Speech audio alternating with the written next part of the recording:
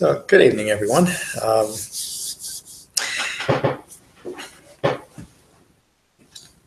where I was in my. It gets a little confusing when you're doing 3 classes in a talk every week. Tonight's talk is going to be on the Anusota Sutta, which is a sutta the Buddha taught on.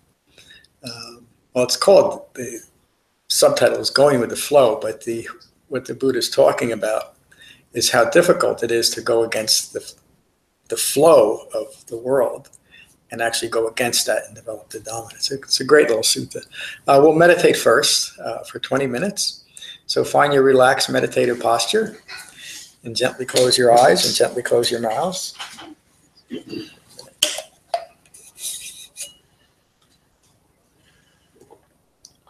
And holding your back straight but not stiff. Your ears aligned with your shoulders. Nose aligned with your navel. Holding yourself very loosely, very gently, very lovingly. Allow yourselves to settle into this room. Settle onto your seats. Settle into your bodies. And settle into your minds. And take a moment to become aware of the sensation of breathing in your body. Just get a feel for what that's like. To be mindful of your breath in your body. And while remaining mindful of your breath in your body, notice that thoughts are flowing. We're conscious beings. Thoughts should be flowing. The purpose of meditation is to not be distracted by your own thoughts. So when you find yourself caught up in your thinking again, simply acknowledge that and return your mindfulness to the sensation of breathing. I'll repeat that. When you find that you're caught up in your thinking again, simply acknowledge that and return your mindfulness to the sensation of breathing. Relaxing your thoughts, remaining mindful of your breathing. And we'll meditate for 20 minutes with callbacks every 5 minutes.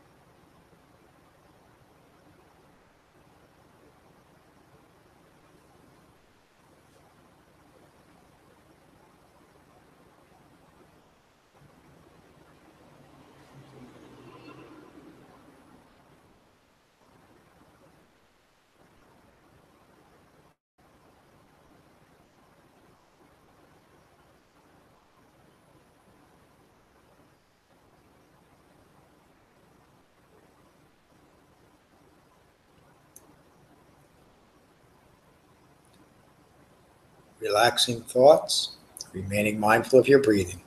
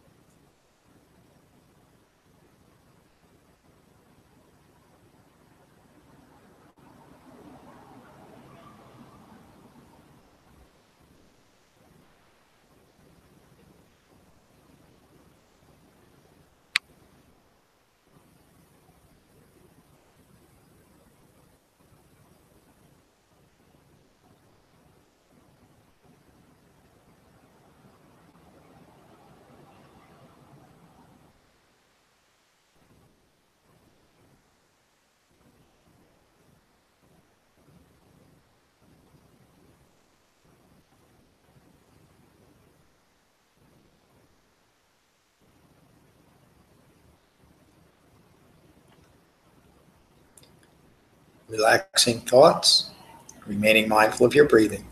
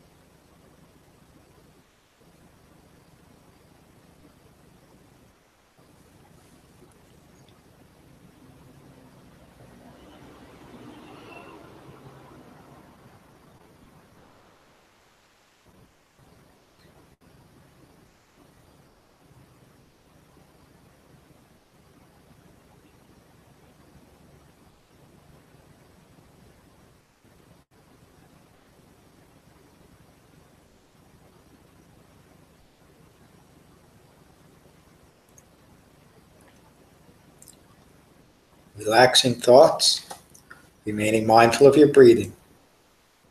If a persistent thought or feeling arises, stay with it for a moment or two. Recognize it as impermanent and return your mindfulness to the sensation of breathing. And we'll meditate for 5 more minutes.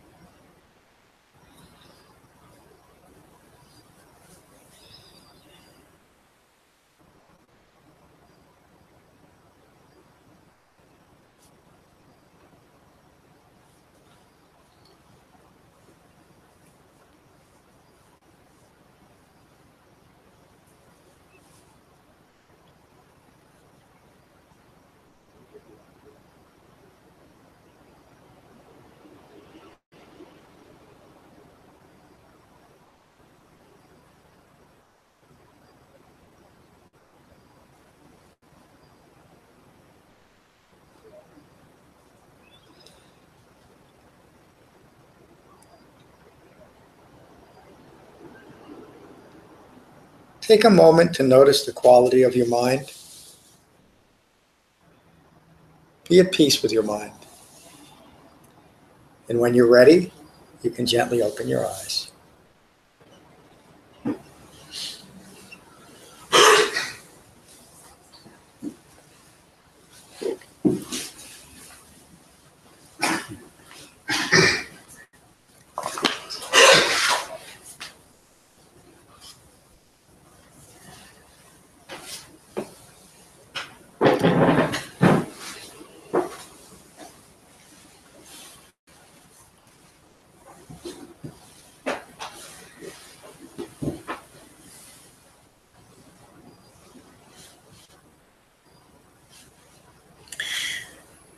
When I think about this sutta, I think about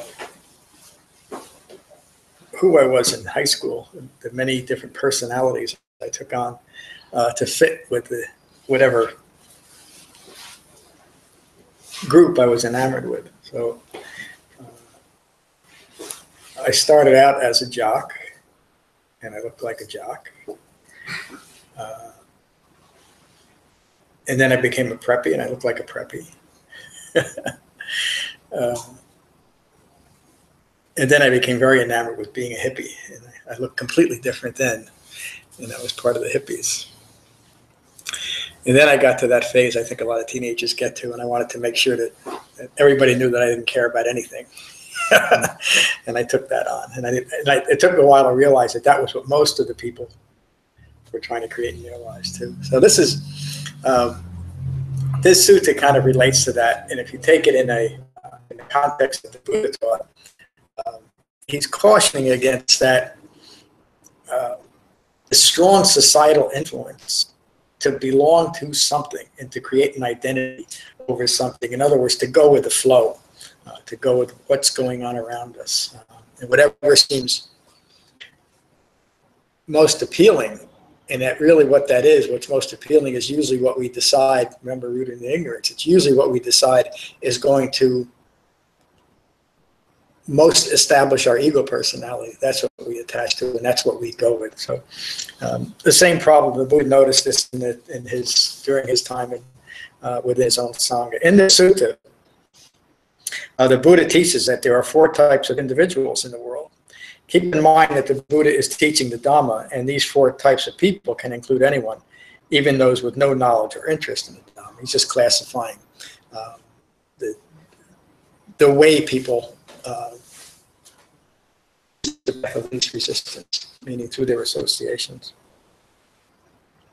More specifically, he is teaching that a Dhamma practitioner will likely lose the way if they're influenced through clinging to go with the flow and maintain or develop unskillful practices in order to fit the Dhamma to conditioned beliefs or worldly influences. And this is getting more to the point.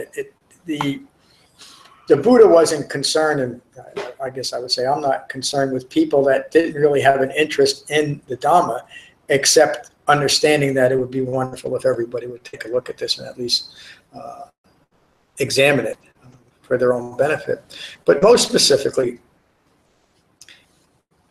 it's quite a challenge to stay focused even within the Buddhist Dhamma, especially, I was going to say especially today, but I think obviously even during the Buddhist time. And that's one of the reasons why he taught an Eightfold Path, to frame our practice. Now, much of modern Buddhism either diminishes the importance of the Eightfold Path or dismisses it outright by saying that it's an archaic practice that really isn't relevant to today, when that's the Eightfold Path is the only path the Buddha ever taught. The Buddha's words: there are 4 types of individuals in the phenomenal world. There is the individual who goes with the flow. There is the individual who goes against the flow. There is the individual who remains steady in the Dhamma. And there is the individual who has gained release from clinging, whose mind is settled in equanimity, an arahant. Notice the subtle differences between the last 2. The individual who goes with the flow continues to indulge their sensual passions and performs mindless deeds. These will continue in confusion and disappointment. Also notice that there's no judgment or condemnation in what the Buddha is saying. He's simply stating the truth. The individual who goes against the flow does not indulge their sensual passions or perform mindless deeds, even though they still feel even though they still feel pain and sorrow, they do so with mindfulness. They live a wholesome life that is pure. The individual who remains in the Dhamma has ended the 5 fetters. They will achieve the unbound. They will be released.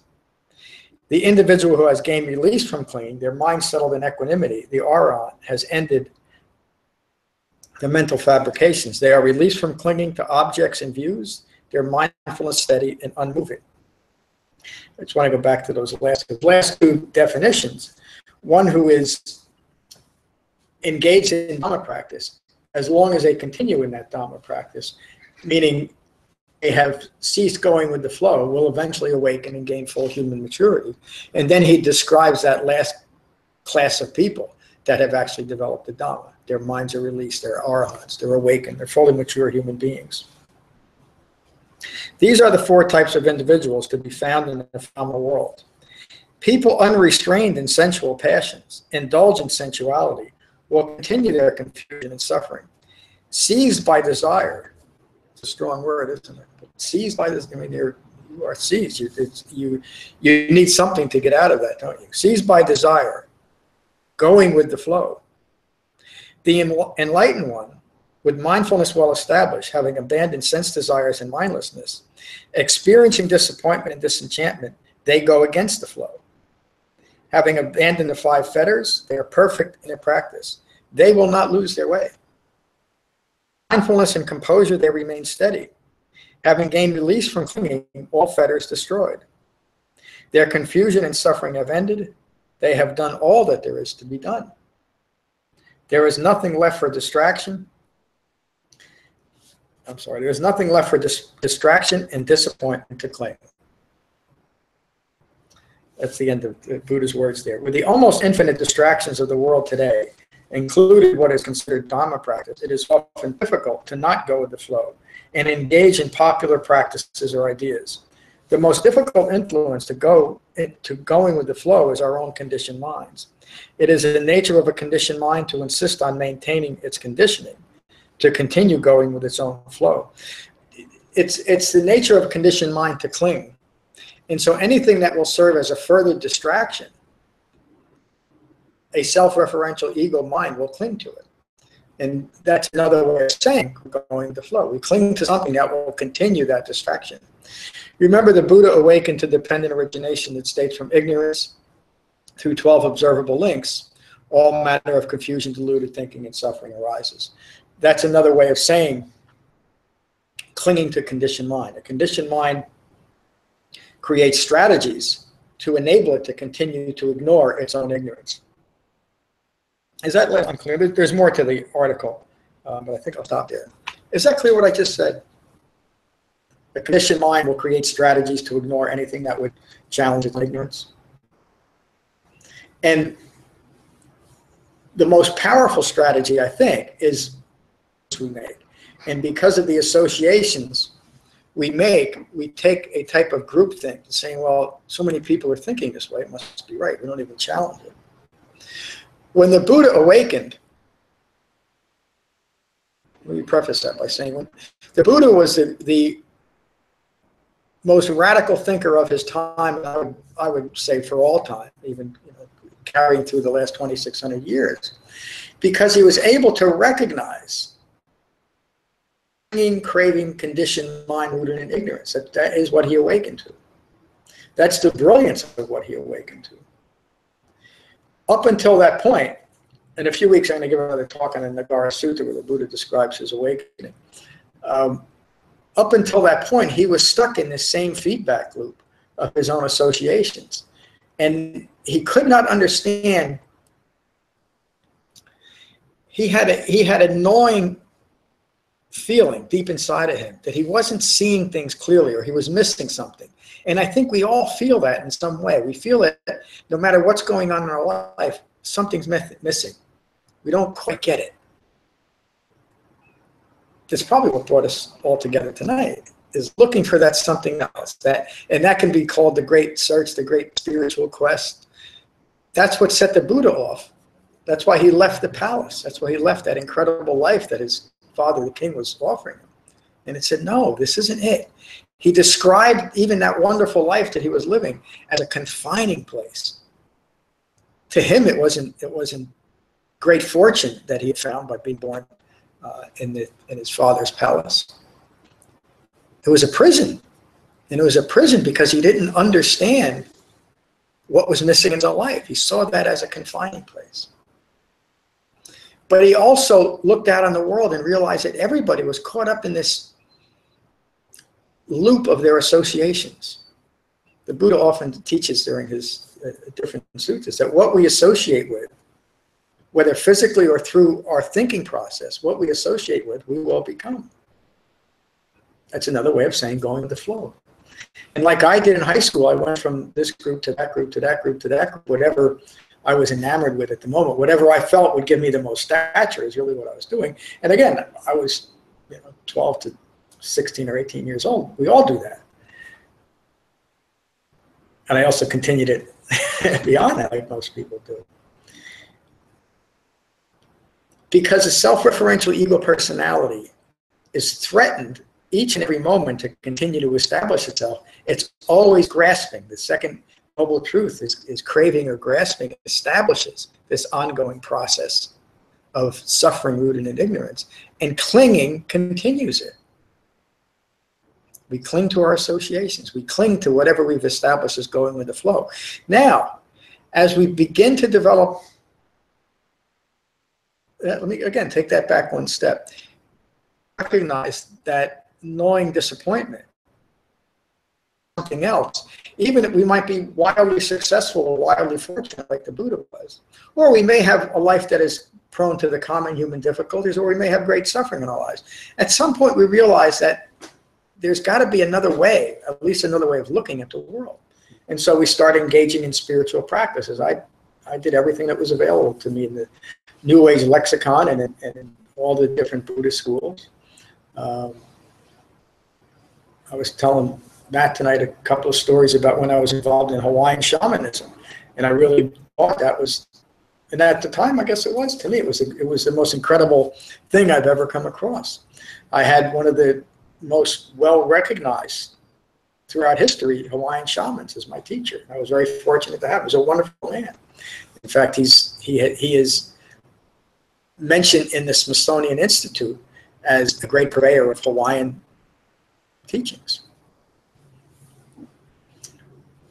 That didn't do it for me. But during that time, I was strongly associated, and I went with that flow. I was spending a lot of time in Hawaii, hanging around with his name was Uncle George, and I say that with a lot of affection. With all of his group and all of his associations, they all became my friends. Of different Buddhist schools, and found them all lacking. But while I was in there, and the whole point of that, while I was part of whatever group I was part of that group. That's how I identified myself. And it wasn't until I looked at what the Buddha actually taught that I was able to even recognize that I was continually going with the flow of whatever I was enamored with, whatever I was associating with. And so people will say, well, aren't you going with the flow of what the Buddha taught? And that's a reasonable question. Except the Buddha taught a path that directly shows our clinging and attachments to whatever beliefs they are, in a way to recognize them and abandon them. So there's people that would ask me, well, what type of Buddhist are you? Are you a Mahayana, Hinayana? Are you Theravadan? Are you a Zen? And there's always this need to define yourself as something in modern Buddhism. And so most people, if they first come to my website and read what I have and maybe read my books, they'll say, well, he's a Theravadan, because Theravadan means the teaching of the elders, meaning that it's the teachings that are most closely related to what the Buddha actually taught. And in a sense, that's true, but I'm not a Theravadan Buddhism. Most Theravadan Buddhisms take their book called the Abhidhamma, which is something that came much later after the Buddha's death. I don't describe myself as anyone except someone who follows the Four Noble Truths. And so there's my association. You could say that that's the flow that I go with, but it's also the flow that the Buddha teaches. Those that go will develop awakening. And those that have fully developed the Dhamma, these are the last two classifications that he talks about, are arahants. They're fully awakened human beings. Someone brought up on Tuesday's class, because someone was questioning them, well, isn't it clinging when you cling to meditate twice a day? Isn't it clinging that you're clinging to the Dhamma? Isn't it clinging when you go to that silly Sangha once or twice or 3 times a week? Well, you can certainly look at it that way, and you could denigrate it that way. But what you're doing is simply taking an association that's rooted in ignorance and now associating yourself with something that is likely to deliver awakening, a calm and peaceful mind and a life of lasting peace and happiness. And that's the choice. And that gets back to the refined mindfulness that the Buddha teaches, rooted in the concentration that's developed in Shamatha-Vipassana meditation. What we hold in mind, and this is again going back to this teaching on going with the flow, what we hold in mind will determine our experience. And that's pretty obvious, isn't it? That's not some great mystical saying, although there's been a lot of books that are written in a mystical way saying stuff. Thinking back to Napoleon Hill. Does everybody know who, or anybody know who Napoleon Hill is? He was a great success/spiritual teacher, writer, going back to about the 20s, maybe the 30s. And he wrote some really great books that are geared towards physical and usually really financial or business success, but using spiritual principles. One of the books he wrote is, I can't think of it, Thoughts and Things. And what the whole book was about, was that whatever you hold in mind is going to be the extent of your experience. And that led to later developments of creative visualization and that whole movement that began in the mid-70s and is still prevalent today. What we hold in mind will determine our experience. Of course, that only goes so far. I could think about $20 million and hold $20 million in my mind continually. I'm likely just wasting my time. It would be just a coincidence that somehow I came across $20 million. But that's because, and the reason why the system breaks down is because that's based on an ego, isn't it? But when I hold in mind principles, this is why the Four Noble Truths are called Noble Truths. When I hold those truths in mind, what will manifest is the result of those truths. So I'm not trying to create something out of nothing. I'm not trying to establish a self-referential ego self. I'm simply developing a way of looking at the world and a way of being mindful to recognize all views rooted in ignorance and put them aside. And that's the great difference between clinging to something that is rooted in ignorance and developing something that is rooted in wisdom. So we have a choice in each and every moment. And that choice can change. Sometimes we can be well focused on going with the flow, using the framework of the Eightfold Path as our life. And then something occurs. And we lose that focus for a moment. But because we have established right effort, and we know that today, this evening, I'm going to spend 5, 10, 15, 20 minutes or a half an hour in meditation and deepening my concentration, I can come back into that, use the word, the right association. And as I continue to develop the framework of the Eightfold Path, as the framework for my life, when I fall out of that right association, I'll be able to recognize it much quicker. And I won't continue to go down that path that's rooted in ignorance. And I can get back on the path that will develop awakening, on becoming awakened. That's the talk for tonight. Thank you. Before we go around the room, any questions on the Anusota Sutta or my talk directly? No? Kevin, good to see you tonight. Good to see you, John. I appreciate this talk. It's an interesting time for you to give this. I've been reading some other sort of, I guess I would call them esoteric works. It was funny, this person was in the intro to one of the books was speaking about, sort of the way the mind works, the logical mind, and then the sort of esoteric mind. It's the logical mind is kind of lowest one, sort of going with the flow mind, as you mentioned, the association. Oh, well, what kind of Buddhist are you? Well, because that you have to have an association with a group. It's like a church or like that type of faith. So that's the logical mind, and that's what most of humanity's working in. The logical mind, it has to make sense. Well, I see why you do that, because it's an association for you. But it's completely, not that. And then sort of this esoteric mind is sort of, you don't need the logic to know why it worked or how it worked, but the fact that some people did it. Some people have done this, right? Like the Buddha, for example. Yeah. So it's interesting that you bring that up. And it's just very, it's a lot of synchronicity. So it's funny to see. And, I've encountered that too. Oh, what's this practice you're speaking of? And it's refuge now than any other time, at least in my life. And if you're looking for that association, then or going with the flow, that's completely the antithetical of what is being cultivated here. That's not a calm mind, because you're constantly looking to go and attach to something. Yep. But cultivating a sense of stillness and emptying, as we're all talking about in this whole practice, doesn't need to be an association. The association is this path. Yeah. There's nothing else outside of this, and the mind and the conditioning will do everything possible to ignore these truths, these Four Noble Truths. It's constantly going to try and cling and establish itself with another group, or like you said before, just setting an intention with $20 million or whatever it is. That's just preserving the I in another realm. It's still rooted in ignorance. Yeah. So it's just, and you brought that up, so I appreciate the thought. Thank you. Yeah, good timing.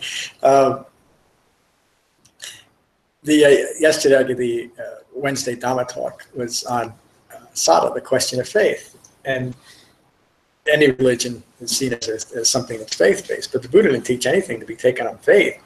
He taught it to be directly developed and have the experience of it. There's I have to see that, right? Yeah, there's nothing logical in relation to how the world sees things, because anything like this looks like you have to take it on faith. But you don't. There's a direct path to developing this, and you have the experience yourself. And every one of us has talked about having the experience of the practical experience of developing a more well-concentrated, more mindful presence in the world. That's what it's all about. So, glad you made it tonight. Good to see you. Mike, good to see you. How are you? Well, John, good to see you. Very nice to be here, as always.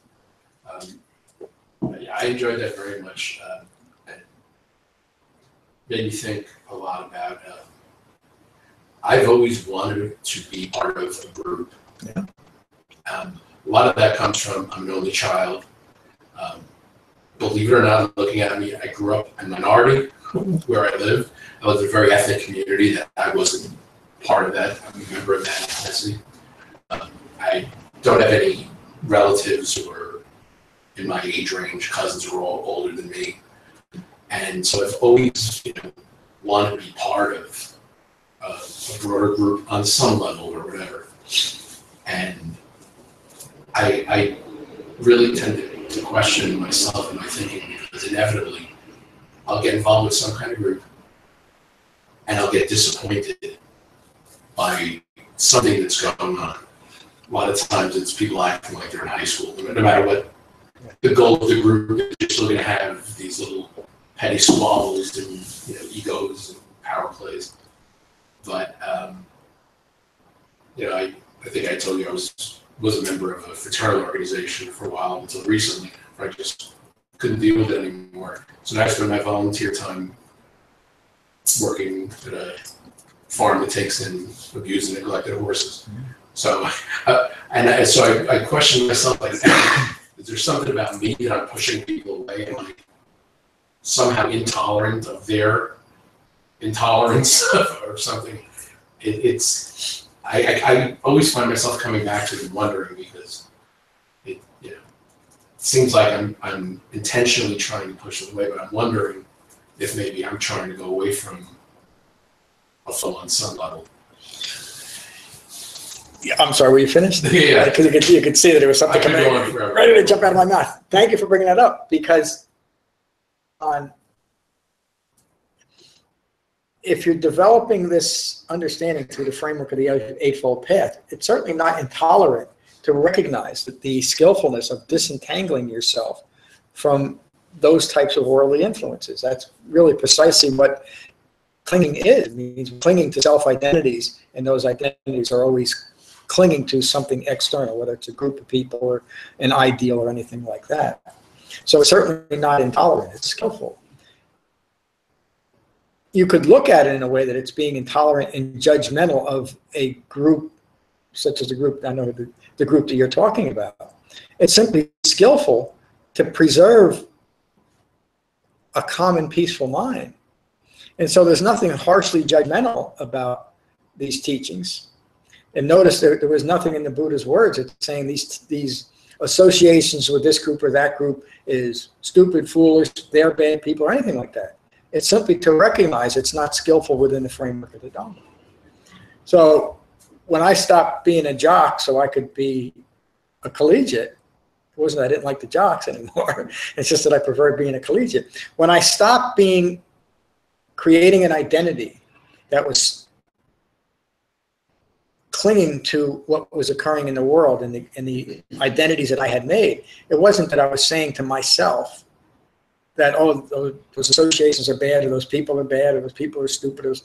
It was to preserve my own peaceful mind, at that point, to develop it. And that's what we should all be striving for. And the more we do it, look at if you look at all the strife in the world, and there's a lot of it going on, it all has to do with preserving associations on some level, doesn't it? I'm right and those other people are wrong. And sometimes that's just a squabble between two people. Sometimes it's a major war between 2, 3, or 10 different nations, isn't it?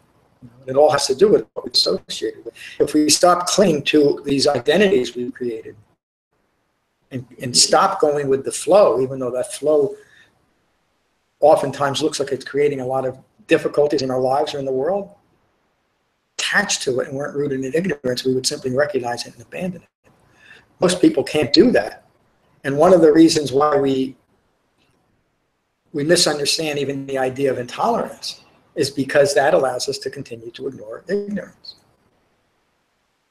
The greatest voices against intolerance are very intolerant of the people that they're talking about, aren't they? It's just it's an ironic but an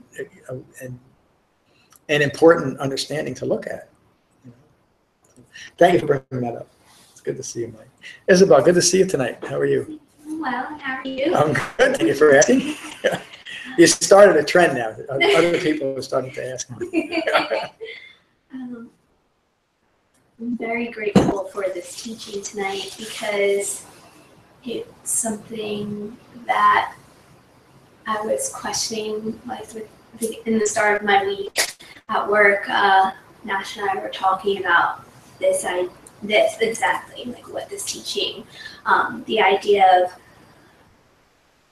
we brought it up on Tuesday class because I wasn't there for that, the idea of, is this clean? Is this idea? And you said something that kind of just clicked in my head, is that it's like the word developing versus the word clinging. And I don't know, that just brought some kind of peace to me because I was questioning and like confused and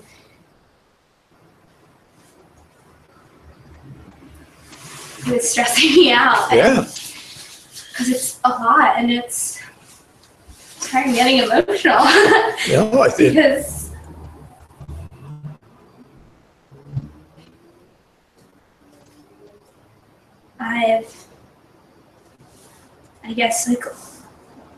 we all are living this life, many of us are living this life of suffering, so to see something that can bring peace and the beauty of it is, and then me questioning it was stressing me out because it's like, why would I want to bring like suffering to myself in this like Eightfold Path within these, like, because of these truths? And I don't know. It's just really, I'm very grateful for this teaching today because it kind of eased a lot of things inside.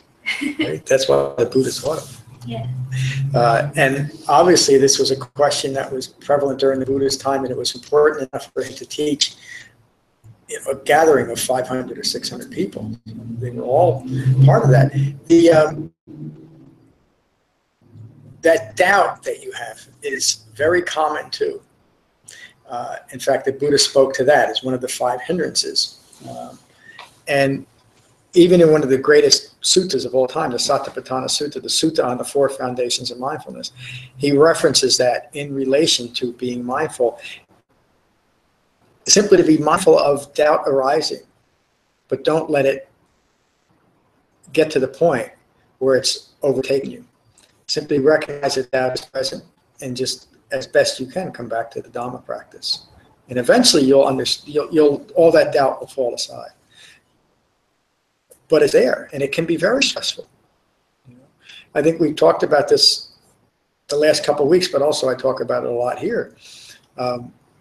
When people first start getting an inclination of what this,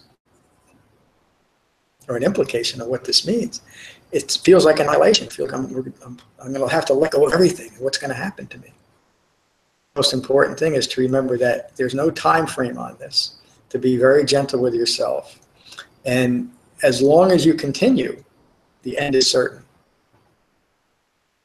You'll awaken, you'll gain full human maturity. And there's nothing magical, mystical, or esoteric about that. It's just practical. It's what the Buddha taught. But those feelings of doubt and anxiety are common even within this practice.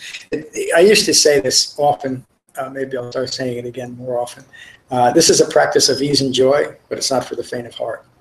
Because you'll come up against everything that you hold dear to establish yourself. And there's nothing wrong with that. I don't want to give the implication, and now I'm just talking in a general sense, that if we've identified ourselves as a certain group, there's nothing wrong with that. It's not immoral or unethical. It's just unskillful as far as developing the Dhamma. Thank you for bringing up Anusota here tonight. Nash, good to see you tonight. How are you? I'm doing all right. How about yourself? I'm good, thank you. Awesome. So I had questions I wanted to ask, but I naturally have forgotten them. So I'm just going to have to remember to email you Please. questions. But I had a very auspicious morning about a week ago. I was painting a wall for my grandpa, and I was thinking about things that first, maybe it's because deep down I didn't want to be painting. I was thinking about things that upset me, and I thought to myself, I don't want to be upset about this right now, and I don't be not wanting to add to my own suffering. So I stopped thinking about those things, and maybe it was because I had like a task to do that I was able to do that, but I just kind of like brought myself to my breathing, and like it made me kind of think of like just drawing parallels between meditation and like living, where like my distracting thoughts in life or in meditation are like my negative feelings and emotions in life. And, I think I said that right. And I'm able to like bring myself away from them and bring myself to like a center and a peace for a time at least right now. And so that was very auspicious and very gratifying. And I'm kind of trying to bring it to like bigger things, like more like deeply rooted like negativity, and it seems to be doing well. Not strange. I guess I'm saying strangely because it's hard to believe. But it's just this, for me, as simple as thinking, I don't know. I don't need to get upset about this.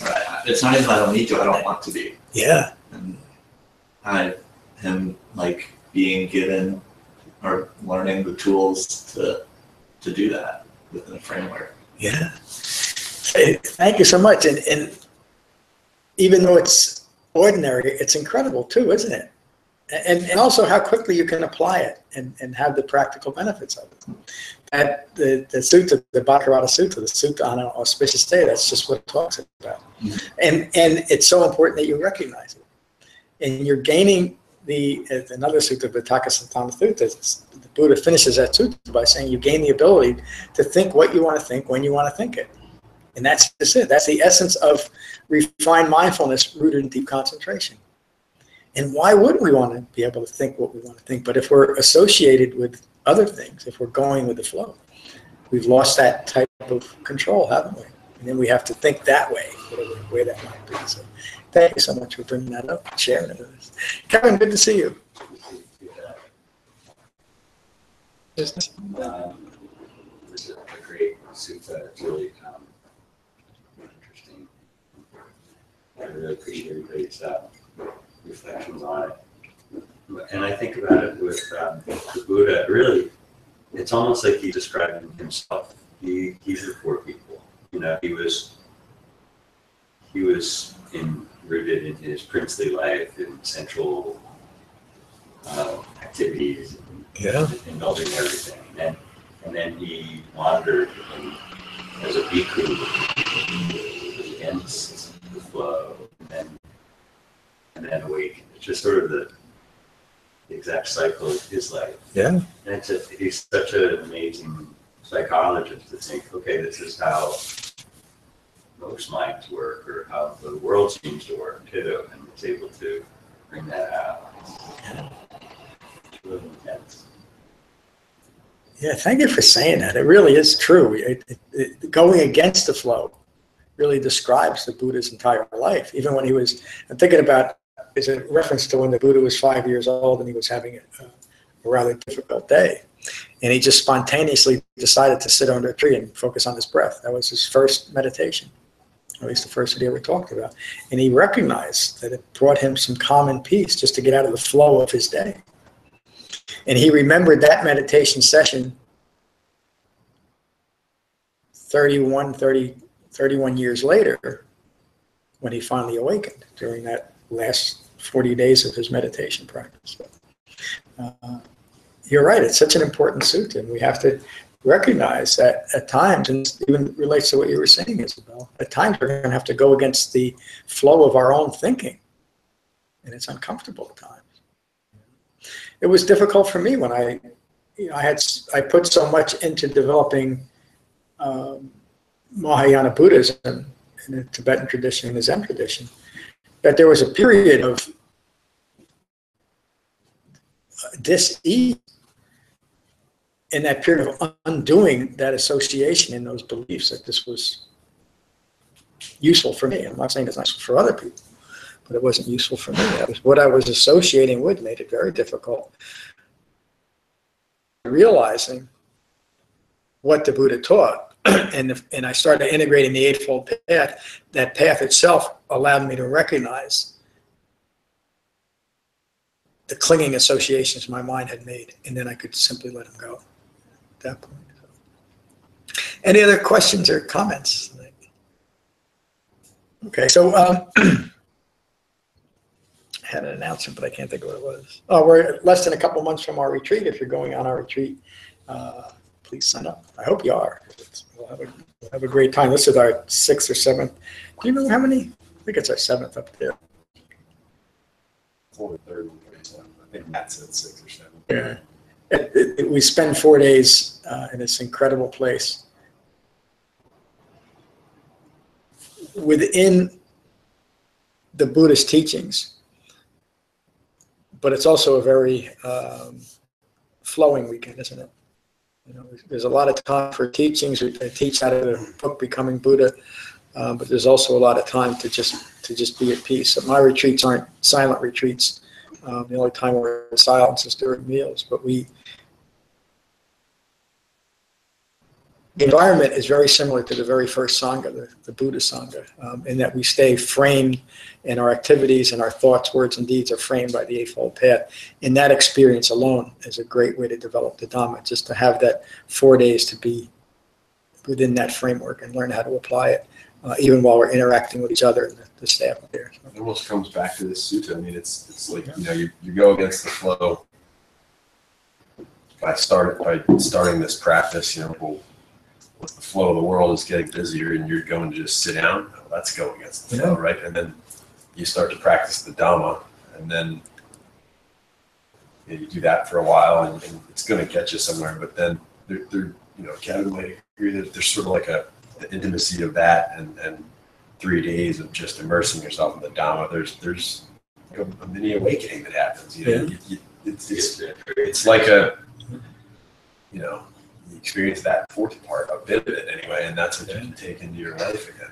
And so it's pretty neat. Yeah, it is. Thank you for saying that. So we'll finish as we always do with the Metta Sutta. So find your relaxed meditative posture, and gently close your eyes and gently close your mouths.